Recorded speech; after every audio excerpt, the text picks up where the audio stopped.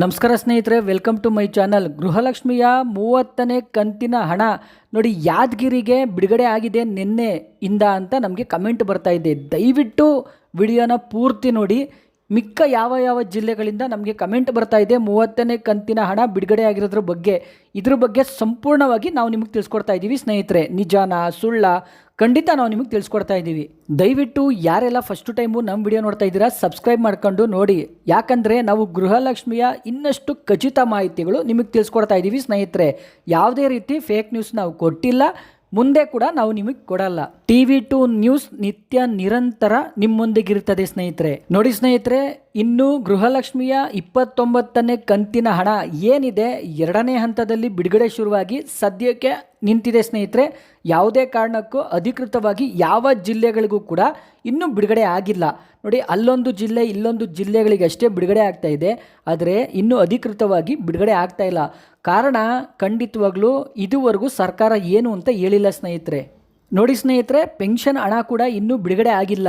Comment ಮಾಡಿ ಕೇಳ್ತಾ ಇದ್ದೀರಾ, ನಾವು ಅದಕ್ಕೋಸ್ಕರ ನೋಡಿ ಅವ್ರಿಗೆ ತಿಳಿಸ್ಕೊಡ್ತಾ ಇದ್ದೀವಿ. ಪೆನ್ಷನ್ ಕೂಡ ಇನ್ನೂ ಬಿಡುಗಡೆ ಆಗಿಲ್ಲ. ಬಿಡುಗಡೆ ಆದರೆ ನಾವು ನಿಮಗೆ ತಿಳಿಸ್ಕೊಡ್ತೀವಿ ಅದನ್ನು ಕೂಡ.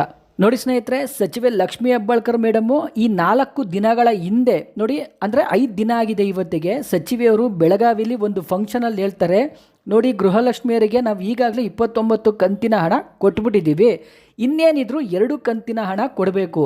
ತಾಂತ್ರಿಕವಾಗಿ ತೊಂದರೆ ಆಗಿದ್ದರಿಂದ ನಾವು 2 ಕಂತಿನ ಹಣ ಏನು 30, 31 ಅಂದರೆ 2 ಕಂತು 4,000 ರೂಪಾಯಿ ಇದೆಯಲ್ಲ, ಅದನ್ನು ಕೊಡೋಕ್ಕಾಗಿರಲಿಲ್ಲ.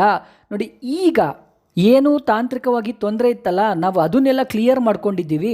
ಸರ್ಕಾರದಿಂದ ಅಂದರೆ ಹಣಕಾಸು ಇಲಾಖೆಯಿಂದ ನಮಗೆ 30ನೇ ಕಂತಿನ ಹಣ ಏನಿದೆ ಹೆಚ್ಚು ಕಮ್ಮಿ 2,500 ಕೋಟಿ ರೂಪಾಯಿ ಬಿಡುಗಡೆ ಅಂತೂ ಆಗಿದೆ.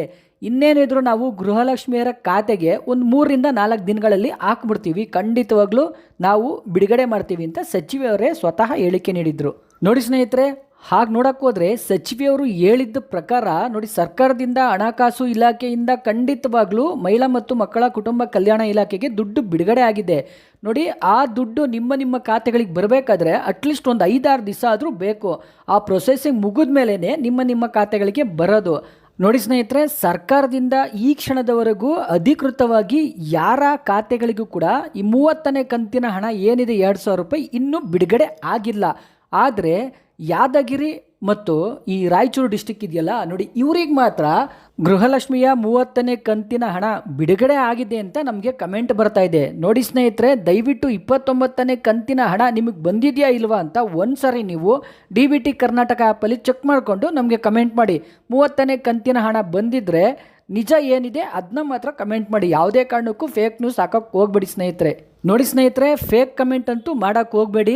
ನೋಡಿ, DBT ಸ್ಟೇಟಸ್ ಕೂಡ ಪುಷ್ ಆಗಿದೆ, ಅಂದರೆ ನಿಮಗೆ ಸೋಮವಾರದಿಂದ ಇನ್ನೊಂದು ವಾರಗಳಲ್ಲಿ 30ನೇ ಕಂತಿನ ಹಣ ಬಿಡುಗಡೆ ಆಗುತ್ತೆ. ನೋಡಿ, ಇವಾಗವರೆಗೂ ಖಂಡಿತವಾಗ್ಲೂ 30ನೇ ಕಂತಿನ ಹಣ ಇನ್ನೂ ಬಿಡುಗಡೆ ಆಗಿಲ್ಲ. ನೋಡಿ ಸ್ನೇಹಿತರೆ, ಈ ಮೇ ಎಂಡ್ ಒಳಗಡೆ ಇನ್ನೊಂದು ಕಂತಿನ ಹಣ ಖಂಡಿತ ಬಿಡುಗಡೆ ಆಗಲ್ಲ. ಯಾಕಂದರೆ ಒಂದು ಕಂತು ಬಿಡುಗಡೆ ಆದ್ರೇ ನಿಮ್ಮ ಅಕೌಂಟಿಗೆ ಬರೋಕ್ಕೆ 15 ದಿವಸ ಬೇಕು. ಖಂಡಿತ ಬಿಡುಗಡೆ ಆಗಿದೆ ಅಂದರೆ ಅದು ಕೂಡ ಫೇಕ್ ನ್ಯೂಸ್ ಆಗಿರುತ್ತೆ ಸ್ನೇಹಿತರೆ, ಬಿಡುಗಡೆ ಆಗಕ್ಕೆ ಸಾಧ್ಯನೇ ಇಲ್ಲ. ಒಂದು ವೇಳೆ ಗೃಹಲಕ್ಷ್ಮಿಯ 30ನೇ ಕಂತಿನ ಹಣ ಅಧಿಕೃತವಾಗಿ ಬಿಡುಗಡೆ ಆದರೆ ನಾವೇ ನಿಮಗೆ ವಿಡಿಯೋ ಮಾಡಿ ತಿಳಿಸ್ಕೊಡ್ತೀವಿ ಸ್ನೇಹಿತರೆ. ಫೇಕ್ ನ್ಯೂಸ್ ಬಗ್ಗೆ ತಲೆ ಕೆಡಿಸ್ಕೊಳ್ಳೋಕೆ ಹೋಗಬೇಡಿ. ಇದೇ ಥರ ಇನ್ನೂ ಹೆಚ್ಚಿನ ಗೃಹಲಕ್ಷ್ಮಿಯ ಮಾಹಿತಿಗಾಗಿ TV2 ನ್ಯೂಸ್ ಚಾನಲನ್ನು ಸಬ್ಸ್ಕ್ರೈಬ್ ಮಾಡಿಕೊಳ್ಳಿ. TV2 ನ್ಯೂಸ್ ನಿತ್ಯ ನಿರಂತರ ನಿಮ್ಮೊಂದಿಗಿರುತ್ತದೆ.